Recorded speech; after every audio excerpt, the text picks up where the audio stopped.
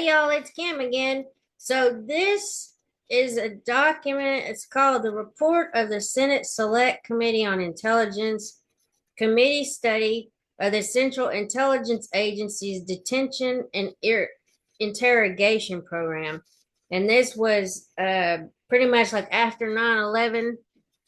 They kind of did an investigation of how some of the foreign terrorists or whoever, detainees were treated at certain, I guess, CIA facilities, maybe black sites. I don't know what you would call it. They named a couple, at least one place. Some I can't remember now when I was going through the document. But anyway, um, let's just get into this. I'll just look through it because there's quite a bit of information in here. There's so many documents to go through. I mean, I'm just actually just pretty curious and fascinated by some of this stuff. And the only reason why I know about this is because John Kiriakou, I think is his name. He was on with Tucker Carlson, and they mentioned something called the Senate Torture Report. So that's why I put it in the actual description of the video as the Senate Torture Report with a question mark, because it's like pretty much that's what this is. Anyway, so number 9, the CIA impeded oversight by the CIA's Office of Inspector General. The CIA avoided, resisted, and otherwise impeded oversight of the CIA's detention and interrogation program by the CIA's Office of Inspector General, the OIG. The CIA did not brief the OIG on the program until after the death of a detainee, by which time the CIA had held at least 22 detainees at 2 different CIA detention sites. Once notified, the OIG reviewed the CIA's detention and interrogation program and issued several reports, including an important May 2004 special review of the program that identified significant concerns and deficiencies. During the OIG reviews, CIA personnel provided OIG with inaccurate information on the operation and management of the CIA's detention and interrogation program, as well as on the effectiveness of the CIA's enhanced interrogation techniques. The inaccurate information was included in the final May 2004 special review, which was later declassified and released publicly and remains uncorrected. In 2005, CIA Director Goss requested in writing that the Inspector General not initiate further reviews of the CIA's detention and interrogation program until reviews already underway were completed. In 2007, Director Hayden ordered an unprecedented review of the OIG itself in response to the OIG's inquiries into the CIA's detention and interrogation program. Number 10, the CIA coordinated the release of classified information to the media, including inaccurate information concerning the effectiveness of the CIA's enhanced interrogation techniques. The CIA's Office of Public Affairs and senior CIA officials coordinated to share classified information on the CIA's detention and interrogation program to select members of the media to counter public criticism, shape public opinion, and avoid potential congressional action to restrict the CIA's detention and interrogation authorities and budget. These disclosures occurred when the program was classified Covert Action Program and before the CIA had briefed the full committee membership on the program. The deputy director of the CIA's Counterterrorism Center wrote to a colleague in 2005, shortly before being interviewed by a media outlet, that we either get out and sell or we get hammered, which is implications beyond the media. Congress reads it, cuts our authorities, messes up our budget. We either put out our story or we get eaten. There is no middle ground. The CIA officer explained to a colleague that when the Washington Post and New York Times quotes senior intelligence official, it's us, authorized and directed by OPA, the CIA's Office of Public Affairs.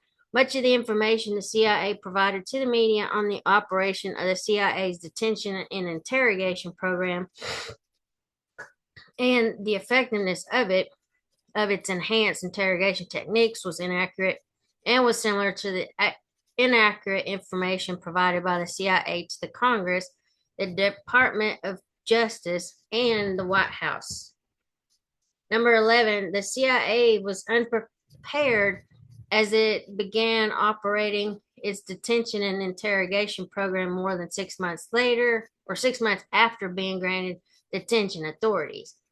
On September 17th, 2001, the president signed a covert action memorandum of notification granting the CIA unprecedented counterterrorism authorities, including the authority to covertly capture and detain individuals posing a continuous, serious threat of violence or death to U.S. persons and interests or planning terrorist activities. The MON made no reference to interrogations or coercive interrogation techniques. The CIA was not prepared to take custody of its first detainee in the fall of 2001. The CIA explored the possibility of establishing clandestine detention facilities in several countries. The CIA's review identified risks associated with clandestine detention that led it to conclude that U.S. military bases were the best option for the CIA to detain individuals under the MON authorities. In late March 2002, the imminent capture of Abu Zubaydah prompted the CIA to again consider various detention options, in part to avoid declaring Abu Zubaydah to the International Committee of the Red Cross, which would be required if he were detained at a U.S. military base. The CIA decided to seek authorization to clandestinely detain Abu Zubaydah at a facility in country, a country that had not previously been considered as a potential host for a CIA detention site. A senior CIA officer indicated that the CIA will have to acknowledge certain gaps in our planning and preparations, but stated that this plan would be presented to the president at a presidential daily briefing session that day. The president approved CIA's proposal to detain Abu Zubaydah in country. The CIA lacked a plan for the eventual disposition of its state detainees. After taking custody of Abu Zubaydah, CIA officers concluded that he should remain incommunicado for the remainder of his life, which may preclude Abu Zubaydah from being turned over to another country. The CIA did not review its past experience with coercive interrogations or its previous statement to Congress that inhumane physical or psychological techniques are counterproductive because they do not produce intelligence and will probably result in false answers. The CIA also did not contact other elements of the U.S. government with interrogation expertise. In July 2002, on the basis of consultations with contract psychologists and with very limited internal deliberation, the CIA requested approval from the Department of Justice to use a set of coercive interrogation techniques. The techniques were adopted from the training of U.S. military personnel at the U.S. Air Force Base Survival, Evasion, Resistance, and Escape School, which was designed to prepare U.S. military personnel for the conditions and treatment they would, or to which they might be subjected if taken prisoner by countries that do not adhere to the Geneva Conventions. As it began detention and interrogation operations, the CIA deployed personnel who lacked relevant training and experience. The CIA began interrogation training more than 7 months after taking custody of Abu Zubaydah and more than 3 months after the CIA began using its enhanced interrogation techniques. CIA Director George Tenet issued formal guidelines for interrogations and conditions of confinement at detention sites in January 2003, by which time 40 of the 119 known detainees had been detained by the CIA. The CIA's management and operation of its detention and interrogation program was deeply flawed due to the program's duration, particularly so in 2002 and early 2003. The CIA's Cobalt detention facility in country began operations in September 2002 and ultimately housed more than half of the 119 CIA detainees identified in this study. The CIA kept few formal records of the detainees in its custody at Cobalt. Untrained CIA officers at the facility conducted frequent, unauthorized, and unsupervised interrogations of detainees using harsh physical interrogation techniques that were not and never became part of the CIA's formal enhanced interrogation program. The CIA placed a junior officer with no relevant experience in charge of Cobalt. On November redacted 2002, a detainee who had been held partially nude and chained to a concrete floor died from suspected hypothermia at the facility. At the time, no single unit at CIA headquarters had had clear responsibility for CIA detention and interrogation operations. In interviews conducted in 2003 with the Office of Inspector General, CIA's leadership and senior attorneys acknowledged that they had little or no awareness of operations at Cobalt, and some believe that enhanced interrogation techniques were not used there. Although CIA Director Tenet in January of 2003 issued guidance for detention and interrogation activities, serious management problems persisted. For example, in December 2003, CIA personnel reported that they had made the unsettling discovery that the CIA had been holding a number of detainees about whom the CIA knew very little at multiple detention sites in country. Divergent lines of authority for interrogation activities persisted through at least 2003. Tensions among interrogators extended to complaints about the safety and effectiveness of each other's interrogation practices. The CIA placed individuals with no applicable experience or training in senior detention and interrogation roles and provided inadequate linguistic and analytical support to conduct effective questioning of CIA detainees, resulting in diminished intelligence. The lack of CIA personnel available to question detainees, which the CIA Inspector General referred to as an ongoing problem, persisted throughout the program. In 2005, the chief of CIA's Black detention site, where many of the detainees the CIA assessed as high value were held, complained that CIA headquarters managers seemed to be selecting either problem underperforming officers, new, totally inexperienced officers, or whomever seems to be willing and able to deploy at any given time, resulting in the production of mediocre or, dare I say, useless intelligence.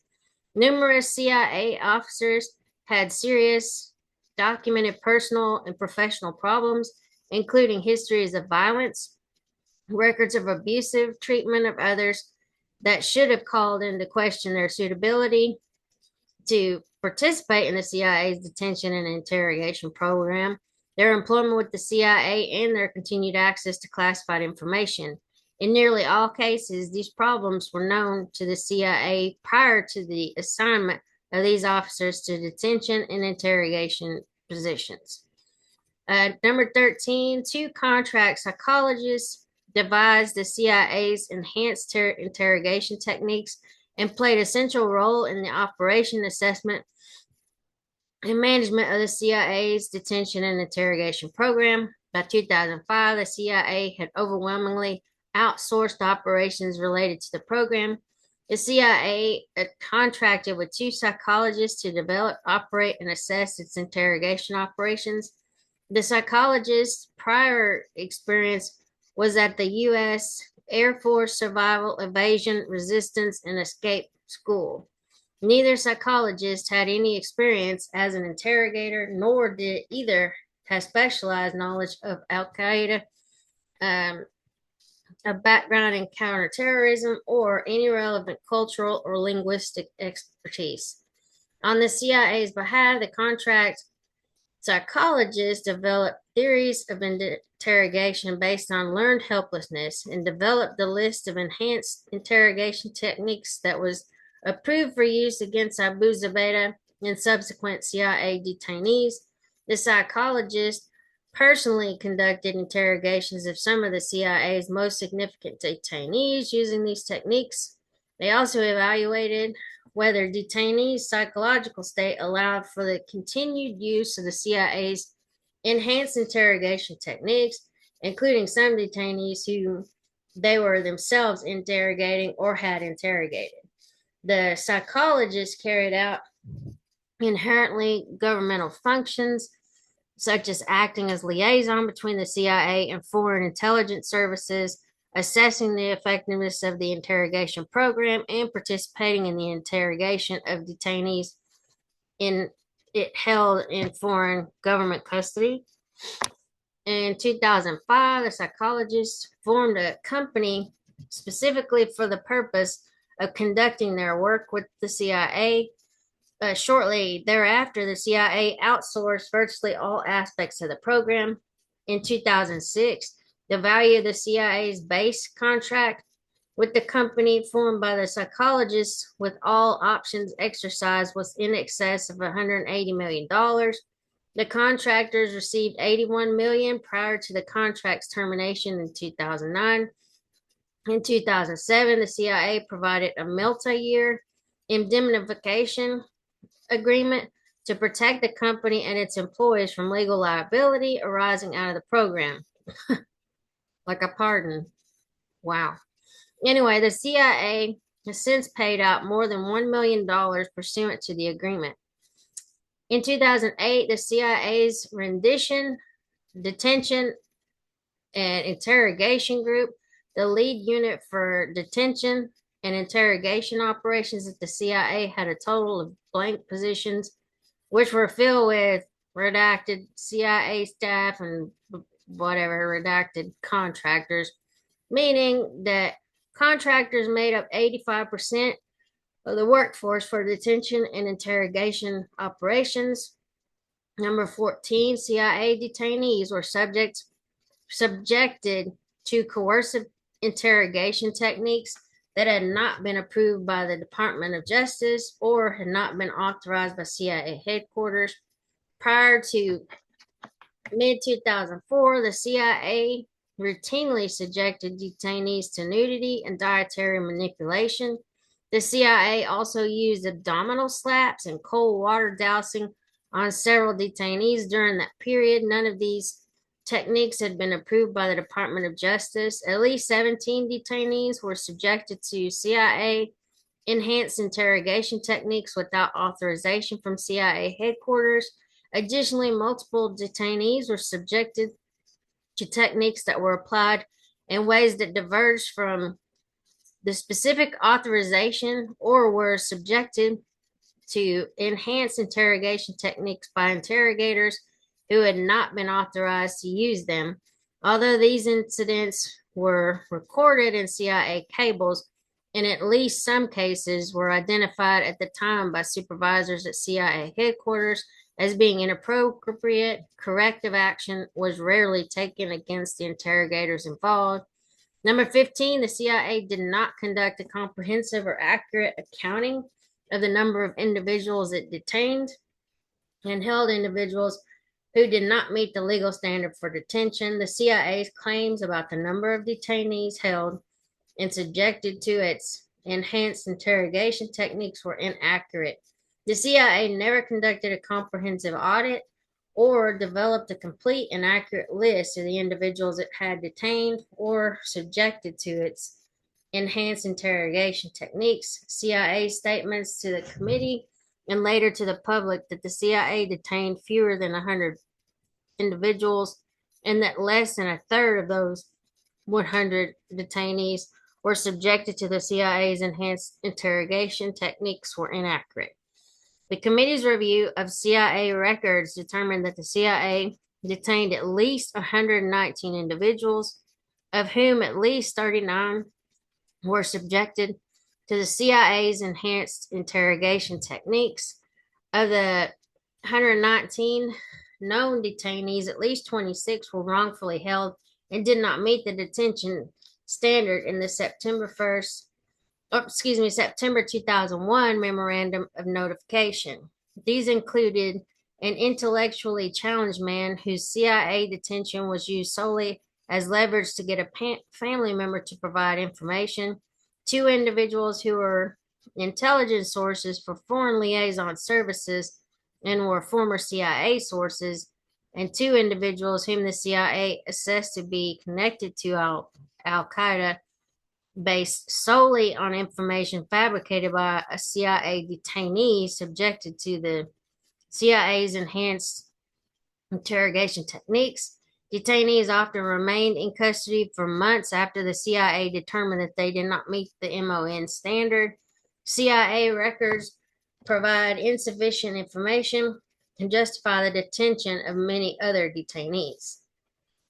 CIA headquarters instructed that at least 4 CIA detainees be placed in host country detention facilities because the individuals did not meet the MON standard for CIA detention.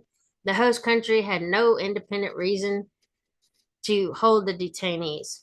A full accounting of CIA detentions and interrogations may be impossible, as records in some cases are non-existent and in many other cases are sparse and insufficient.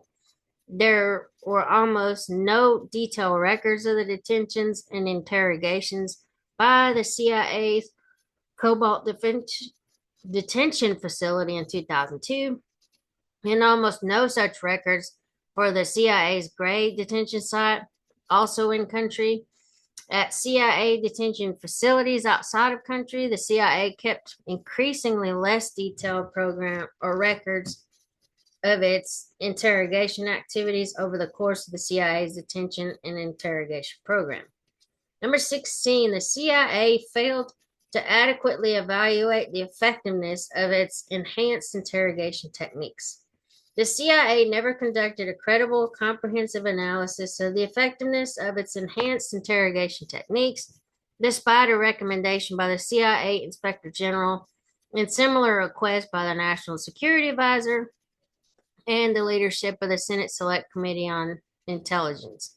Internal assessments of the CIA's detention and interrogation program were conducted by CIA personnel who participated in the development and management of the program, as well as by CIA contractors who had a financial interest in its continuation and expansion. An informal operational assessment of the program, led by 2 senior CIA officers who were not part of the CIA's Counterterrorism Center, determined that it would not be possible to assess the effectiveness of the CIA's enhanced interrogation techniques without violating federal policy for the protection of human subjects regarding human experimentation. The CIA officers, whose review relied on briefings with CIA officers and contractors running the program, concluded only that the CIA detainee program was a success without addressing the effectiveness of the CIA's enhanced interrogation techniques. In 2005, in response to the recommendation by the Inspector General for a review of the effectiveness of each of the CIA's enhanced interrogation techniques, the CIA asked 2 individuals not employed by the CIA to conduct a broader review of the entirety of the rendition, detention, and interrogation program. According to one individual, the review was heavily reliant on the willingness of CIA Counterterrorism Center staff to provide us with the factual material that forms the basis for our conclusions. That individual acknowledged lacking the requisite expertise to review the effectiveness of the CIA's enhanced interrogation techniques and concluded only that the program, meaning all CIA detainee reporting, regardless of whether it was connected to the use of the CIA's enhanced interrogation techniques, was a great success. The second reviewer concluded that there is no objective way to answer the question of efficacy of the techniques. There are no CIA records to indicate that any of the reviews independently validated the effectiveness claims represented by the CIA to include basic confirmation that the intelligence cited by the CIA was acquired from CIA detainees during or after the use of the CIA's enhanced interrogation techniques. Nor did the reviews seek to confirm whether the intelligence cited by the CIA as being obtained as a result of the CIA's enhanced interrogation technique was unique and otherwise unavailable as claimed by the CIA and not previously obtained from other sources. Okay, I'm going to stop right here. That's a lot of reading just for 6 pages, really, or barely 5.5. But I'll probably make another couple of videos, hopefully today. But anyway, I'll talk to y'all later. Bye.